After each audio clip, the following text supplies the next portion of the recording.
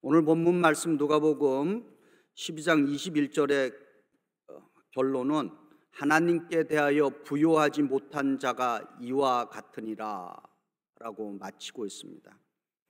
이 구절을 반대로 좀 적용을 하면은 하나님께 대하여 인색하지 말라라고 하는 그러한 말씀이 될 수 있습니다. 우리가 믿음 생활하면서 인색하지 말아야 한다, 째째하거나 짜게 하지 말자라고 하는 그러한 의미가 있는 것입니다. 우리 그 영화에는 그 등급이 있습니다. 그래서 우리가 사는 이 미국에서는 그 어린이와 함께 다 같이 볼 수 있는 영화를 등급을 PG라고 그렇게 부릅니다. 예, PG. 그러니까 그 다음에 12살 이상 아이들이 볼 수 있는 그 영화는 PG-13이다 이렇게 이제 부르고 있습니다. 그리고 이제 미성년자 관람 불가 영화를 R이라고 부르죠. Rate R, Restricted라고 그렇게 부릅니다. 오늘 본문 그 누가복음 12장 13절부터 21절에서 예수님은 이 물질, 소유, 돈에 관해서 말씀하시는데 오늘 이 말씀은 좀 그 영화로 따지면 R급에 해당하는 성인 영화, 그러니까 일반 초신자들이 좀 듣기에 어떤 면에서 좀 거북할 수 있는 그러한 말씀이 될 수도 있습니다. 성경에 보면은 어떤 사람들은 그 돈 때문에 실망하고 부담 느껴서 예수님을 떠난 그러한 사건들도 복음서에 담겨 있습니다. 그만큼 예수를 믿는다는 것이 현실적으로 이 물질과 소유라고 하는 이 돈과 상당한 깊은 관계가 있습니다. 구체적인 통계로 지금은 교회 개척을 해서 개척교회를 성공할 확률이 0. 몇 %밖에 안 됩니다. 그게 통계입니다. 근데 그게 가장 큰 이유가 뭐냐 그랬더니 사람들이 그 개척교회 가면 헌금하는 것이 부담스럽게 생각해서 개척교회에 잘 안 간다는 것입니다. 그런데도 불구하고 우리 베이사이드 한인연합감리교에 오신 분들은 참 하나님에 대해서 부요하게 생각하시는 분들인 줄 믿습니다. 이렇게 되면 아멘이 나와야 되는데. 누가복음 12장 15절에 예수께서 그들에게 이르시되 삼가 모든 탐심을 물리치라. 사람의 생명이 그 소유에 넉넉한 데 있지 아니하다 이렇게 말씀하십니다. 신약과 구약 성경 그 66권 가운데 물질과 관련된 돈, 재물, 소유 이거와 관련해서 말씀하는 그 구절이 2300절이 넘습니다. 그리고 성경에서 예수님이 비유를 말씀해 주셨는데 대략 한 38개 정도로 추정하고 있습니다. 근데 이 예수님의 그 38개의 비유 가운데 70% 이상이 다 물질, 돈, 재물, 소유와 관련되어 있는 말씀이다라고 하는 것입니다. 다시 말해서 예수님이 전한 말씀 가운데 10가지 중에 7가지는 다 물질, 재물, 돈, 소유 이런 거와 다 관련이 있다는 것입니다. 그만큼 예수님은 우리들의 믿음 생활에서 이 물질과 관련된 돈, 재물, 소유에 대해서 아주 큰 관심을 갖고 계시고 있다라고 하는 그러한 말씀이 될 수 있습니다. 그래서 예수님은 그 당시에 그 시장 경제에도 아주 밝으신 분이었습니다. 그래서 시장에서 참새가 얼마에 팔리는지까지도 알고 계셨습니다. 그래서 누가복음 12장 16절에 예수께서 이렇게 말씀하시죠. 참새 5마리가 2아사리온에 팔리는 것이 아니냐.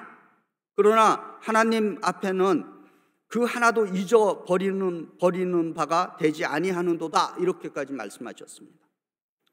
예수께서 이 물질과 소유에 대한 이야기를 많이 말씀하셨다는 것은 그만큼 물질, 소유 이런 것들이 우리 믿음 생활에서 떼놓을 수 없는 깊은 관계를 맺고 있다라고 하는 것을 말씀하고 있는 것입니다.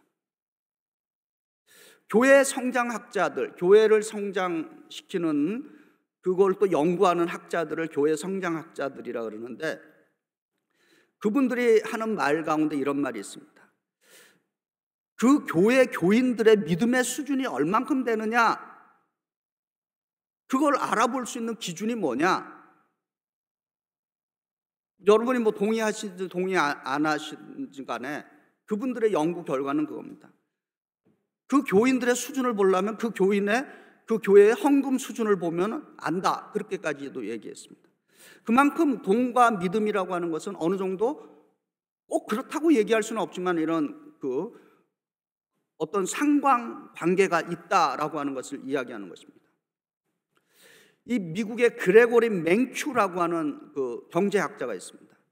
이 맹큐의 경제학에 의하면은 2000년대에 미국에서 그 발행한 그 달러가 5,008억 달러라 그럽니다. 그러면은 이분의 그 계산에 의하면은 5,008억 달러면은 미국에서 16세 이상 인구가 2억이 넘는데 5,008억 달러 나누기 2억으로 하면은 거의 1인당 2,000불 이상씩 캐시, 현금을 갖고 있다는 계산이 나온다는 것입니다.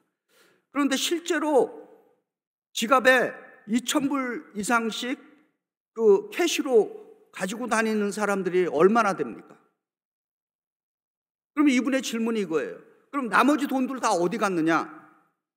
두 가지 가능성이 있다는 것입니다. 첫째는 다른 나라나 큰 대기업들이 미국 달러를 보유하고 있다는 것입니다. 이해가 됩니다. 두 번째로는 마약 거래범, 탈세범들, 기타 범죄자들이 돈을 현금을 갖고 있다는 것입니다.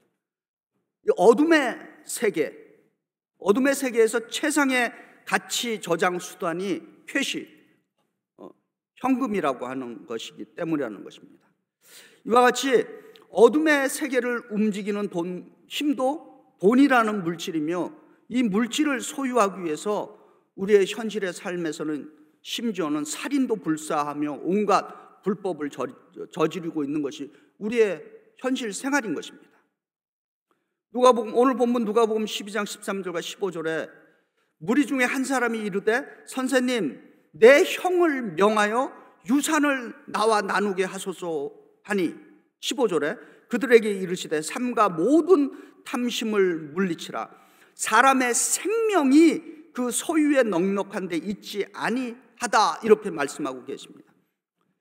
이 말씀 자체를 보면은 예수님 시대나 지금 우리 시대나 이 가족 간의 싸움, 돈 싸움은, 물질 싸움은 세월이 흘러도 그렇게 크게 바뀐 것이 없는 것 같습니다.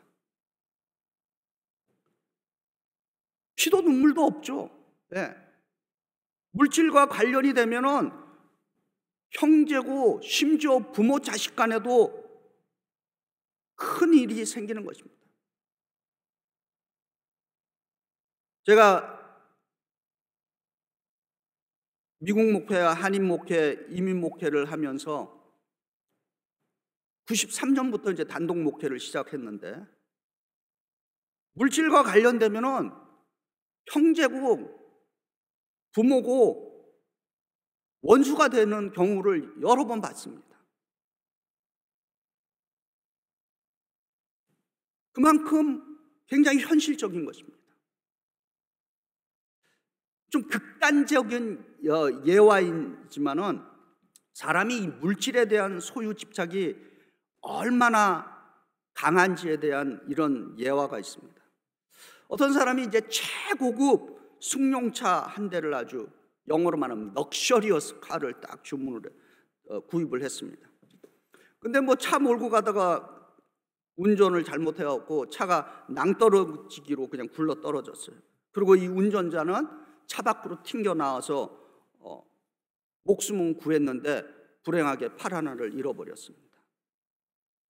비록 이 사람이 불구가 되고 목숨을 건진 것만으로도 참 다행인 사건이었는데, 근데 이 사람이 땅을 치면서 아이고 내 자동차, 내 차 하면서 통곡했다는 겁니다. 그래서 주변의 사람들이 이 광경 보고 몰려들어서 참 매우 안타까워했습니다. 그러면서 또 그 주변의 사람들이 그랬어요. 생명 구한 것만으로 얼마나 다행입니까? 그래서 내 자동차, 내 차, 마이카, 마이카 그러니까 이 주변에 있는 사람이 그랬어요. 아니, 팔도 한 짝 없어지지 않았습니까? 그랬더니 더 크게 이 사람이 통곡하면서 아니, 그럼 내 그 금시계도 없어졌잖아.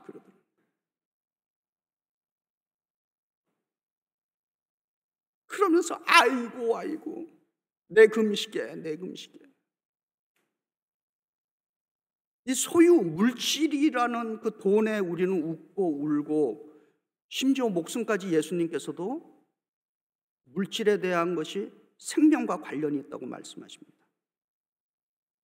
예수 믿는 우리도 이 물질 소유라고 하는 이 돈에 대해서는 이 현실적인 어려움에서는 예외가 아닌 것입니다. 그럼에도 불구하고 이제 예수께서 한 농부의 이야기를 오늘 본문에서 들려주십니다. 누가복음 12장 16절부터 21절입니다. 한 부자가 그 밭에 소출이 풍성하매 심중에 생각하여 이르되 내가 곡식 쌓아둘 곳이 없으니 어찌할꼬. 또 이르되 내가 이렇게 하리라.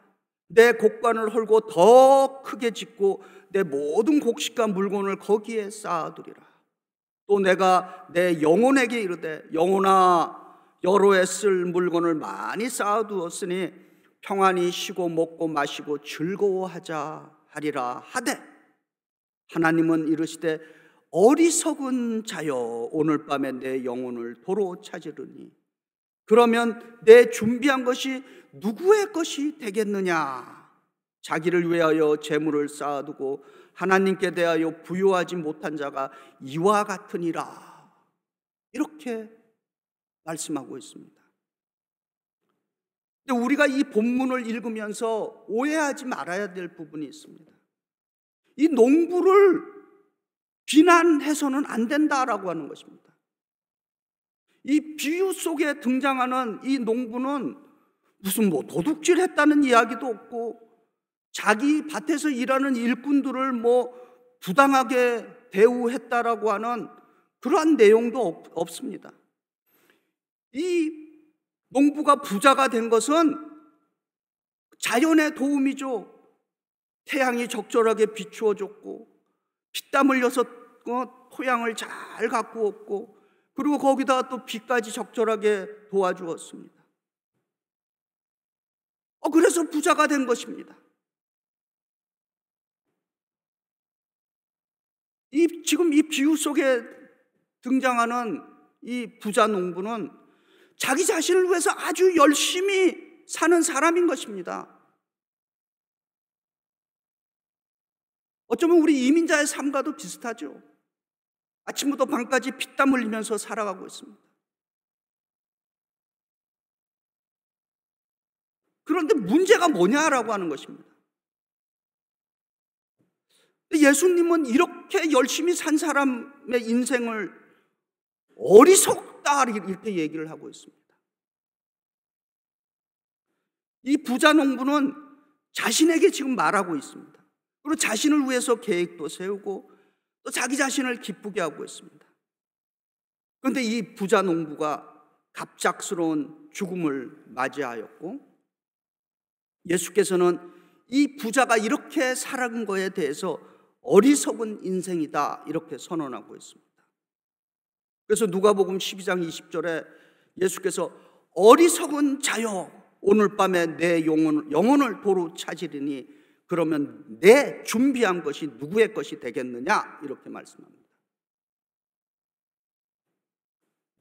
비록 이 농부는 열심히 살았고 이 농부는 악하지 않았지만은 예수께서 지금 지적하시는 문제는 그는 자기 자신만을 위해서 살았고 그 자기 자신의 주변에서 어떤 사람이 살고 있는지, 자기 자신의 주변의 세상이 어떻게 되어가고 있는지에 대해서는 전혀 관심이 없었다라고 하는 것입니다.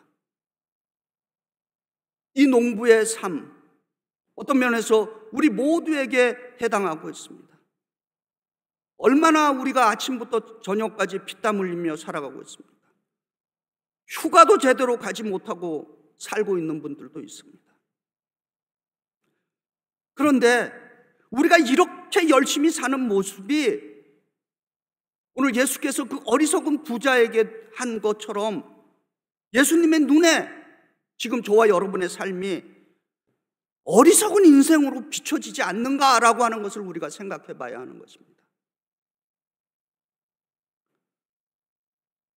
우리가 물질과 관련해서 예수님의 비유 속에 등장하는 열심히 살지만은 어리석은 인생, foolish이라고 그러죠.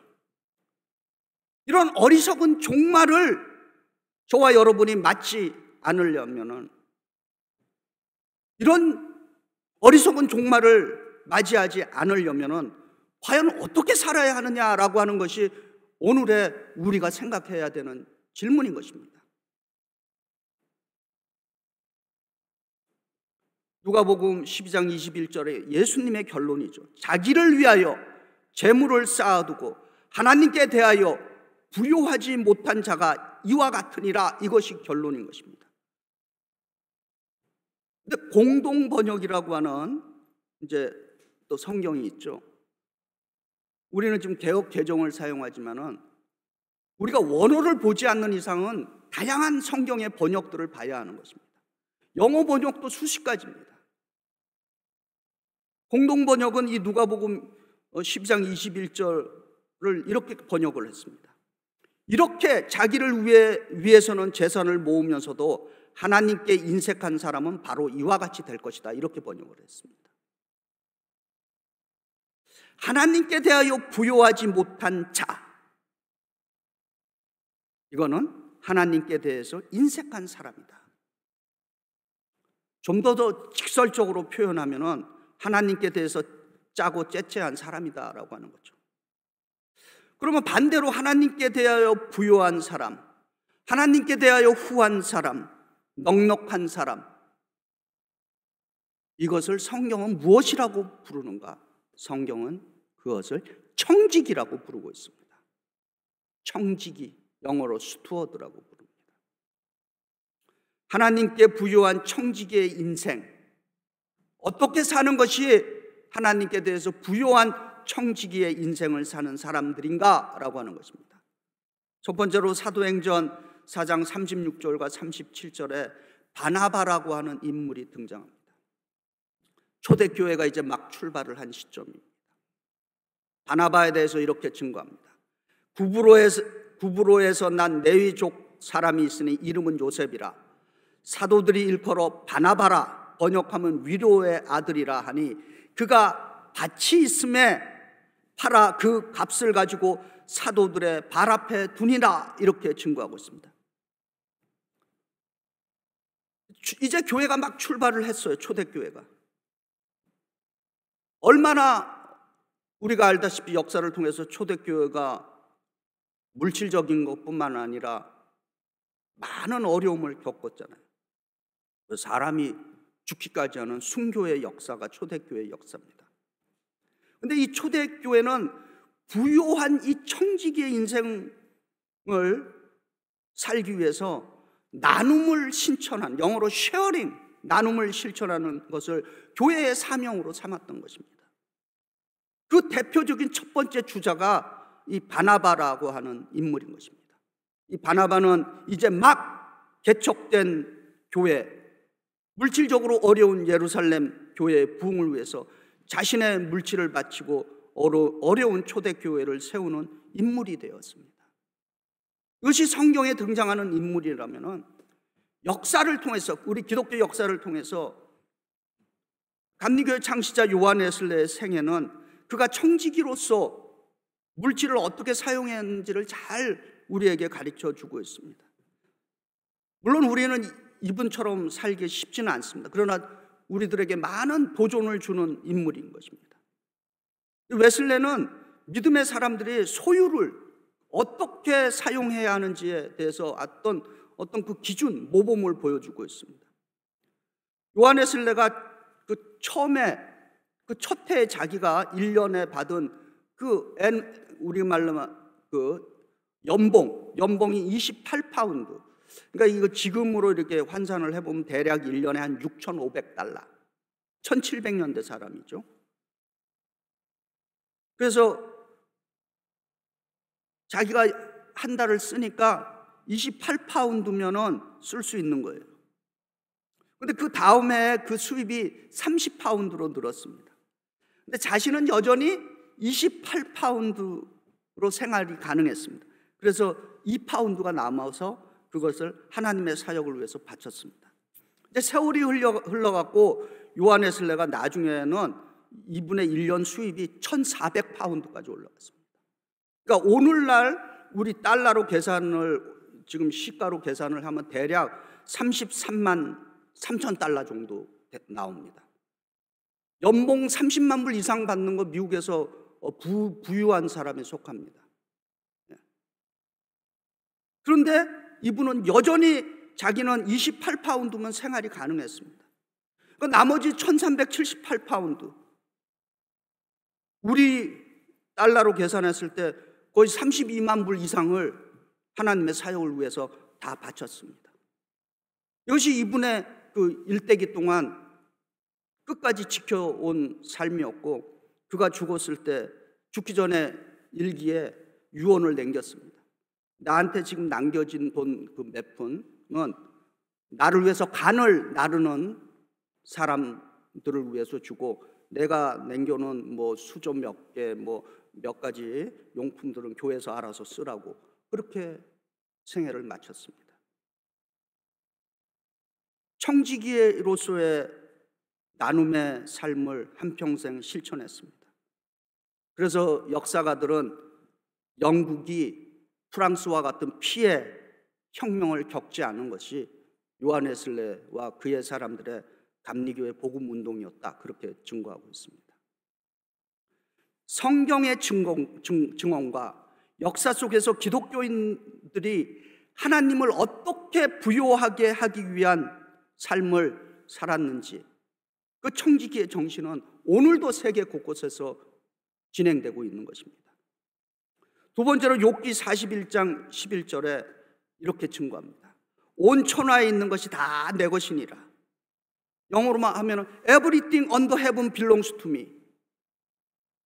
하나님을 부요하게 한다라고 하는 그 청지기는 그 소유권이 하나님께 있다라고 하는 것을 깨닫는 사람들인 것입니다. 만약 저와 여러분이 조금 생각을 바꿔서 지금 내가 갖고 있는 모든 것들에 대해서 진정으로 하나님이 주인이시다, 그리고 나는 잠시 빌려 쓰고 관리하는 사람이다, 이렇게 믿는다면은 좀 많은 것들이 달라지게 될 것입니다.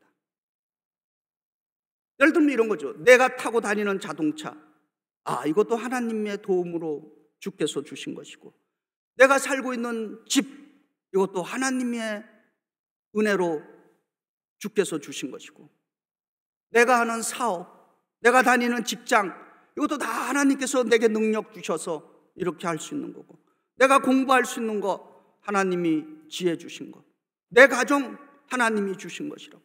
이런 것들을 다 우리가 소유권에 대해서 하나님을 인정한다면 우리는 지금 갖고 있는 나의 소유에 대해서 좀 더 자유로울 수 있을 거라고 믿습니다.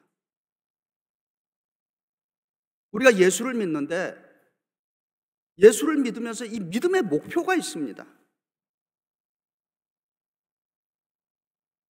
우리 믿음의 목표는 성화된 그리스도인이 되는 것입니다. 그것을 다른 말로 성숙한 그리스도인이 된다라고 하는 의미인 것입니다. 그걸 우리가 성경의 용어로 성결한 그리스도인, 성화된 그리스도인, 이것이 우리의 믿음의 목표입니다. 그런데 이 믿음의 이 최상의 골, 성화의 핵심이 물질과 관련되어 있다라고 하는 것입니다. 종교개혁자 마틴 루터가 세 가지의 회개에 대해서 말했습니다. 회심이라고 말해요. 컨버전.